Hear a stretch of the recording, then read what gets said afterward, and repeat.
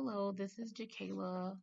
I am reflecting on my field experience and the math lesson that I did on this past week. So, my mentor is Miss Boyd, and she has a middle school special education class. She has been teaching, I believe, 17 years. Miss Boyd actually started off in preschool self-contained. I actually believe that she taught preschool, then went to preschool self-contained, and eventually transitioned to middle school where she currently is. Um, we chose this activity for intervention because the class had been practicing subtraction with regrouping and going from two-digit um, to three-digit regrouping with subtraction with regrouping. Over the past few weeks, being there and being able to observe the students, I was able to notice how there were certain students who struggled more than others with subtraction with regrouping. Um, so from me, and that was a problem area.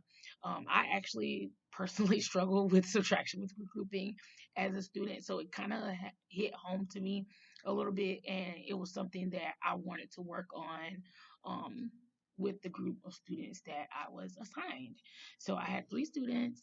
One of them was pretty much we had pretty much one person was below level, one person was on level, one person was slightly above grade level in math. So each student had their own challenges. The activity was actually a game board, which I presented in my assignment. A game board, a subtraction game board, where we used a die, one die, um, each student had a game piece. The class actually each student has their own personalized game piece, which is actually kind of fun. It's something that I'll probably do in my future classroom as well. Each student already had their own game piece because they do play different little games in the class. And we reviewed subtraction with regrouping first. That was kind of like what I was doing first. We went over the vocabulary terms that they had already been doing all week or in the past few weeks about subtraction with regrouping. So we reviewed all of that, did a few practice problems on the whiteboard, and to make sure everybody was familiar with it. And then we started our game. The students were able to use their whiteboard and markers to solve the problem. You had to roll the dice and move your game piece that many spaces, whatever problem your game piece landed on. That's what you needed to solve on your whiteboard. We all used the whiteboard to check the answers and make sure that that person was right, to make sure there wasn't any discrepancy with that, because um, we did have a few students saying, "Oh, such and such wasn't right," and we all needed to go back and review it to make sure that we checked the answers.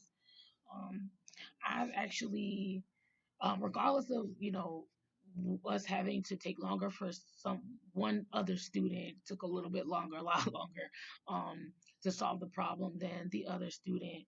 Um, and then another student needed more steps as he was actually solving the problem. All in all, my time with these students was pretty fun. I have really, really grown to love this class through my field experiences. In the future, I think that I would use more or different variations of manipulatives um, to kind of give the opportunity to kind of learn the way that you want to. Um, my field experience so far has been pretty good. I'm really excited about my future classroom, and I graduate in just about a year, a little over a year. So I'm excited going forward and look forward to finishing this class and continuing to learn. Thank you.